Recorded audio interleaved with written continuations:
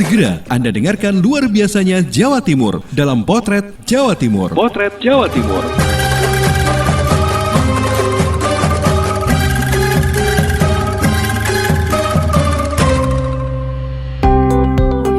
Halo sahabat, Jawa Timur memang luar biasa. Mulai dari tempat wisata, kuliner, event budaya, UMKM, dan masih banyak lagi yang luar biasa dari Jawa Timur.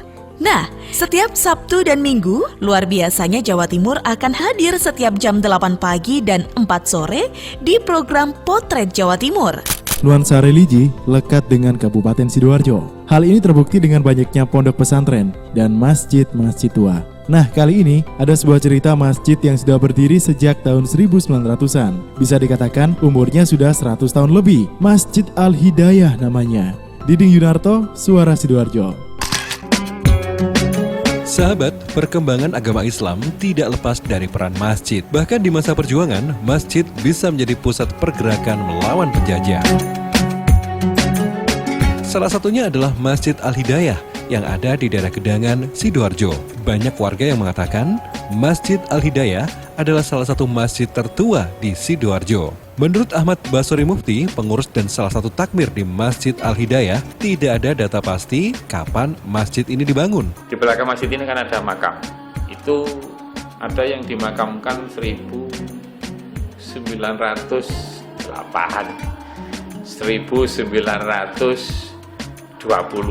Nah, ini kan berarti masjid ini secara logika kan, iya kan? Jadi satu kesatuan kan antara masjid ini dengan makam itu. Kemungkinan bisa jadi masjid ini berdiri sebelum tahun-tahun itu. Dari cerita pengurus lama, bentuk awal masjid ini bercirikan sama dengan masjid-masjid lama di Sidoarjo.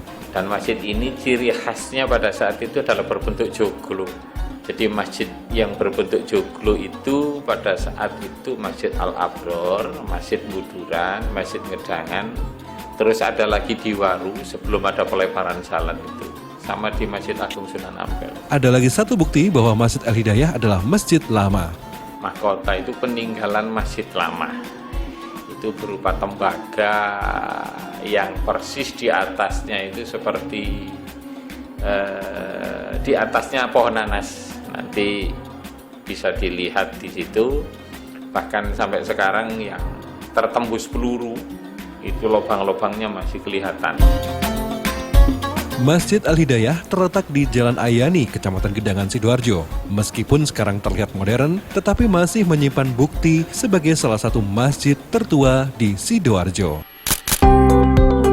Masih dengan nuansa sejarah, tapi kali ini kita ke Kota Blitar. Ada satu tempat wisata dengan lebih 1000 koleksi barang kuno dari berbagai era. Dengan segala keunikannya, ternyata mampu menarik minat para generasi muda untuk berkunjung dan belajar sejarah. Kirana Nisa, Mardika Kota Blitar, yang bercerita tentang wisata Omah Jadul. Sahabat, Kota Blitar memang terkenal dengan wisata sejarahnya. Makam Bung Karno MBK dan Istana Gebang masih menjadi wisata andalan bagi masyarakat lokal, regional, bahkan mancanegara. Namun ada satu lagi wisata edukasi sejarah lainnya yang patut Anda kunjungi saat ke Kota Blitar, yaitu Omah Jadul Indonesia. Sesuai dengan namanya, ketika berkunjung ke Omah Jadul, Anda akan menemui koleksi barang kuno yang memiliki kesan antik dan kuat akan nuansa sejarahnya. Setidaknya ada 1000 koleksi barang kuno dari berbagai era tersimpan di Omah Jadul ini. Misalnya peninggalan dinasti Ming Qing yang berusia hampir ratusan tahun, dan berbagai perlengkapan alat sehari-hari dari berbagai pelosok bumi. Bahkan sebagian masih bisa digunakan dengan baik loh. Tidak hanya itu, di sini Anda juga bisa menjumpai alat komunikasi kuno, misalnya telepon Eropa dan Morse atau alat penerima pengirim informasi pada kapal laut.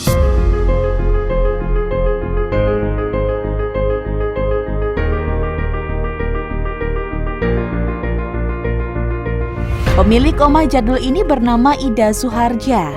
Kecintaannya mengoleksi barang-barang kuno, ditambah dengan beberapa peninggalan keluarga, membuatnya semakin kecanduan untuk mengumpulkan lebih banyak lagi barang kuno dari berbagai negara dan masa. Karena ingin menumbuhkan rasa kesadaran dan pemahaman generasi muda terhadap sejarah dan proyeksi ke depan, Ida menghadirkan museum pribadi yang memamerkan barang-barang kuno dan jadul. Ida mengaku merasa terpanggil untuk memberikan sarana bagi generasi muda mengenal sejarah.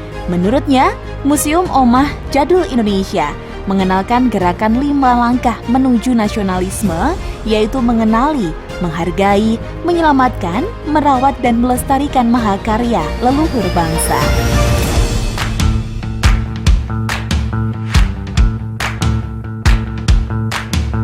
Lokasi Omah Jadul ini berada di Jalan Borobudur nomor 101 Kelurahan Bendokerit, Kota Blitar, tidak jauh dengan makam Bung Karno. Ketika Anda sampai di Omah Jadul, Anda sudah bisa merasakan nuansa jadul dan kuno. Karena model bangunan dan beberapa ornamen di rumah jadul ini didesain sedemikian rupa.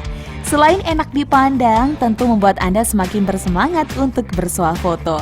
Anda juga tidak akan bingung ketika melihat barang-barang kuno di Omah Jadul, karena setiap barang sudah disertai nama dan tahun penemuan. Selain itu ada guide tour yang disiapkan pemilik untuk memberikan informasi terkait barang yang ada. Omah Jadul buka setiap hari, sahabat. Biaya masuknya juga cukup terjangkau, hanya Rp10.000 per orang. Dengan segala keunikan yang ada, jangan heran ya kalau Omah Jadul mampu menarik minat masyarakat, utamanya generasi muda. Nah, kalau kamu kapan nih main ke Kota Blitar dan belajar bareng tentang sejarah di Omah Jadul Indonesia? Saya Kirana Nisa, Mahardika FM.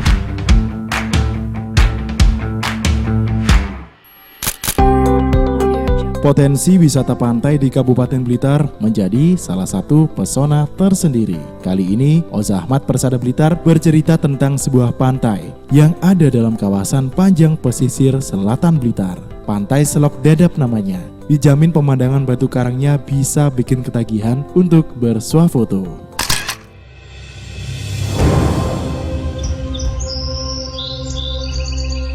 Jika berbicara mengenai desa Ngadipuro di Kecamatan Wonotirto, kita pasti langsung ingat dengan deretan pantainya.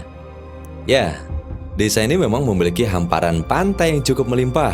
Terhitung ada 11 pantai mulai dari Jebring hingga Benelan. Namun tidak semua dari pantai di Ngadipuro dikenal secara luas. Yang paling terkenal ya Pantai Puda. Nah, di sisi barat Pantai Puda terdapat sebuah pantai yang tidak kalah indahnya loh. Namanya Pantai Selok Dadap. Untuk menuju pantai ini, dari Kota Blitar silahkan arahkan perjalanan Anda ke Stojaya Nudoyo. Dari Pasar Ludoyo terus ke selatan hingga melewati daerah pegunungan di Desa Ngeni. Pada Pasar Ngeni yang ada monumen di tengahnya, lurus saja menuju Desa Ngadipuro. Dari sini, Anda sudah bisa menjumpai plang petunjuk arah menuju pantai. Nikmati saja perjalanan karena rute yang harus Anda lalui masih lumayan jauh. Kondisi jalan dari Blitar menuju Desa Ngadipuro sebenarnya sudah beraspal, namun terdapat jalan makadam di sejumlah titik. Nah, Anda perlu berhati-hati saat melewatinya. Selepas permukiman terakhir, kondisi jalan menuju pantai adalah jalan makadam yang terjal. Persiapan fisik dan kendaraan yang prima untuk melewati medan terjal tersebut.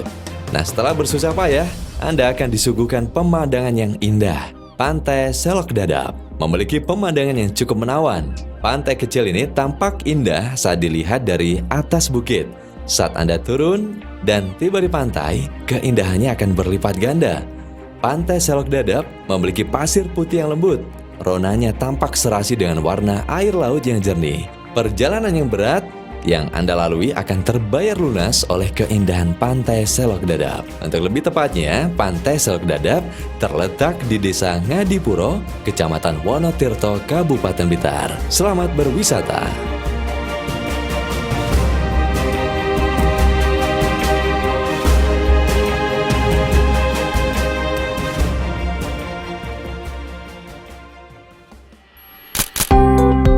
Pernahkah Anda merasakan olahan ikan lele? Mulai dari keripik, pastel, bahkan bakso? Kalau belum, jawabannya bisa Anda dengarkan dari Kiki Amelia, suara Lumajang yang bercerita tentang olahan lele asal Labu Klor yang ternyata sukses dipasarkan sampai luar daerah.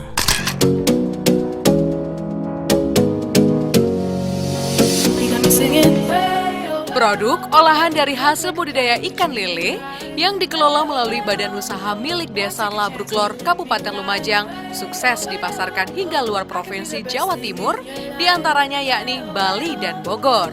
Produk bermerekkan tempat olahan lele ataupun tole itu juga telah laris manis dipasarkan, salah satunya yakni bakso lele.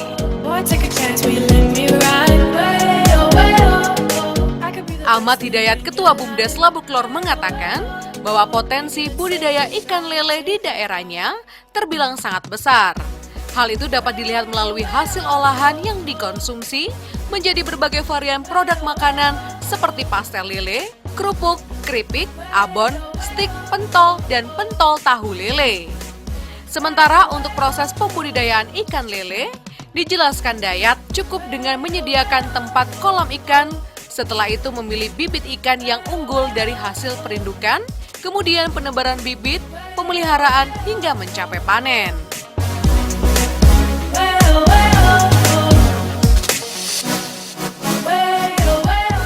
Kelompok budidaya ikan atau Podakan Binaan Dinas Perikanan Kabupaten Lumajang itu sampai saat ini berhasil membangun sekitar 56 lebih kolam ikan lele. Take a chance, will you let me ride? I could be the best thing in your life. Baby, let's take a drive, take a drive.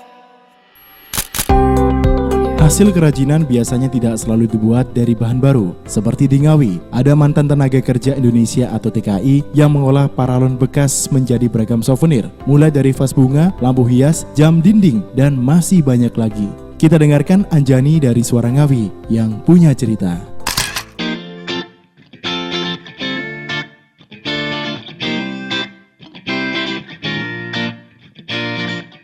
Sahabat, melalui tangan terampil mantan tenaga kerja Indonesia asal Kabupaten Ngawi, pipa paralon bekas diolah menjadi berbagai macam kerajinan unik.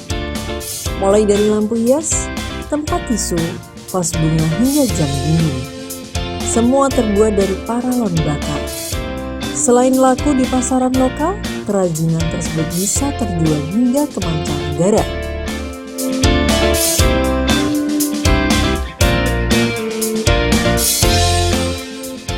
Di tangan Alek Danu Tantomola, warga desa Kecamatan Bidodaren Ngawi ini, pipa paralon bekas mampu diolah menjadi berbagai macam kerajinan yang indah dan unik. Selain bentuk dan teksturnya yang antik, souvenir ini juga dilengkapi lampu warna. Souvenir tersebut dijual mulai harga Rp100.000 hingga Rp450.000. Keterampilan menyulap pipa paralon bekas tersebut ditekuninya semenjak pulang dari Taiwan 1 tahun yang lalu.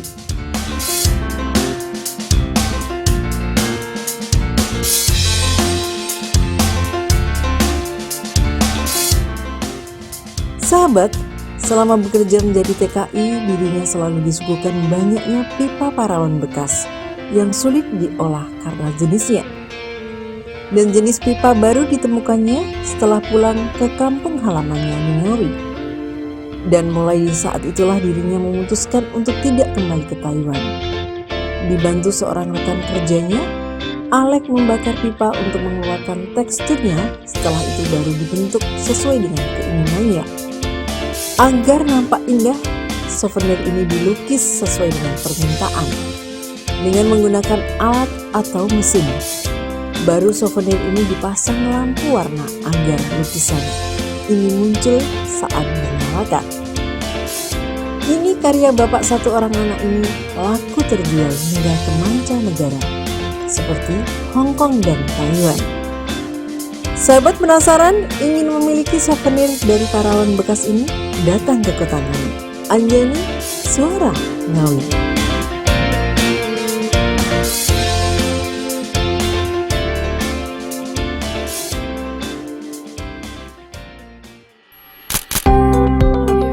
Ikan cupang hias selalu memiliki daya tarik tersendiri. Seperti di Nganjuk, ada seorang peternak ikan cupang yang bermodal video tutorial dari YouTube. Saat ini bisa menghasilkan omset puluhan juta rupiah. Tentu dengan perjuangannya yang tidak mudah. Sahabat, untuk menutup edisi kali ini, Agustin Mertigawati dari Ersal Nganjuk yang bercerita. Ikan cupang hias ngetren beberapa bulan terakhir. Tak khayal para peternak yang berkecimpung di dalamnya kecipratan pundi-pundi rupiah. Seperti yang dirasakan Yoga dan Andra. Pagi yang biasanya dimanfaatkan untuk bersantai atau bermalas-malasan, tidak demikian yang dilakukan M. Asandra PS 28 tahun dan Yoga Pratama 31 tahun, justru kebalikannya. Kedua warga Kertosono tersebut malah bersiap panas-panasan di bawah terik matahari dengan mengenakan kaos oblong dan celana pendek. Keduanya bersiap bukan untuk berjemur ataupun berniat berlibur, namun berniat kotor-kotoran sembari membawa sepasang jaring kecil dan timba. Keduanya hendak mencari jentik nyamuk dan di setiap selokan parit ataupun sungai yang mampet di wilayah Kertosono yang menjadi sasarannya. Kegiatan tersebut telah dilakukan keduanya setiap hari sejak awal tahun 2020. Menurut Andra, jentik nyamuk bagus untuk pakan ikan cupang. Pertengahan tahun 2019, mereka telah mulai belajar beternak dan mempromosikannya. Hanya kala itu keduanya masih memulai usaha masing-masing, namun lantaran menyadari kesamaan hobi tersebut, mereka memutuskan bekerja sama. Terlebih, keduanya merupakan teman sedari kecil, yang akhirnya tercetus budidaya ikan cupang hias yang diberi nama Alibeta. Dari beternak ikan cupang hias, omset yang dihasilkan per bulan bisa di angka 5 juta rupiah. Sedang untuk pengeluaran per bulan, mereka hanya mengeluarkan 250 ribu rupiah. Mengaku tidak ada mentor atau guru yang langsung mengajari mereka, memulai dengan otodidak. Video tutorial di YouTube lah yang menjadi referensi untuk memberanikan diri terjun di bidang usaha tersebut. Dari pengalaman dan kegagalan yang dialami di awal-awal mulai beternak ikan cupang, mereka mendapat formula terbaik mulai dari perawatan dan apa saja pakan yang diyakini dapat menjadi stimulus kemolekan dan kecantikan dari ikan cupang. Dan ikan cupang hias dipasarkan melalui sosial Instagram, Facebook. Alibeta dipatok dengan harga beragam mulai Rp5.000 hingga Rp1.000.000. Sedang kolam juga tempat budidaya keduanya bertempat di halaman belakang rumah Andra yang berada di Jalan Sawo 3, Desa Pelem, Kertosono, Nganjuk. Dari Agustin Merdekawati, Suara Anjuk Ladang Nganjuk.